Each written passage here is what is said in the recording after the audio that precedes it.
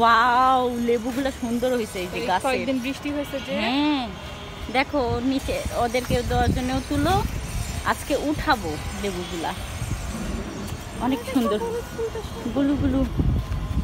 এই যে ফুলের বাগান, বেলি ফুল। এই ফুলের আবার কলি আসছে দেখছো, অনেক, বেশি কিছু না, এগুলাই জাস্ট একটু করে লাগানো হয়েছে আমাদের এখানে। এই যে আমরা দুই যায়, মানে ছোট যা বেশি সুন্দর করে এগুলো গাছগাছালি পছন্দ করে লাগাতে পারে। ওরে এই যে বেলি ফুল ধরছে, এগুলা যা স্মেল বাইর হয় এত সুন্দর। এদেরটা তা কোনো কলি এতটা আসে নাই।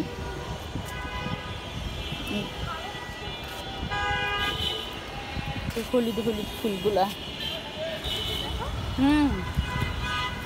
তাই তো গাছ, আরে বাবা গাছ লাগাইছে, সবজি সবজি খাওয়া হবে। কলার গাছও লাগাইছে এই যে। আর এই ফুল সবচাইতে ফেভারিট আমাদের, কাঠগোলাপ, অনেক বড় হয়ে গেছে গাছটা।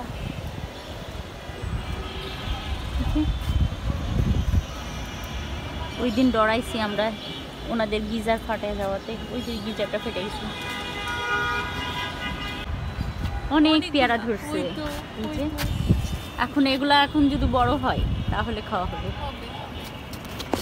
এইটাও তো ভালোই বড় হয়েছে, কিন্তু অনেক ধরছিল, কিন্তু সেই তুলনায় কিন্তু আছে ভিতরে ভিতরে ছোট ছোট।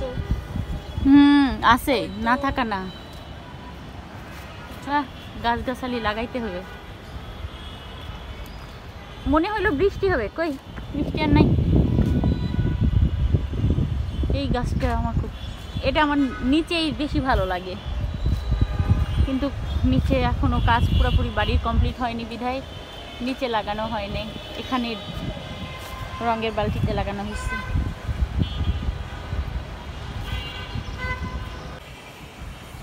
কি বিশাল গাছ হয়েছিল, মরে গেছে, একটা তো মরেই গেছে। এই যে আবারও নাও, তুলো তুলো তুলো। এই যে এইটা ওঠান লাগবে। বিসমিল্লাহ, লেবু এই বছরের। ওই যে এইটাও পারা যাবে।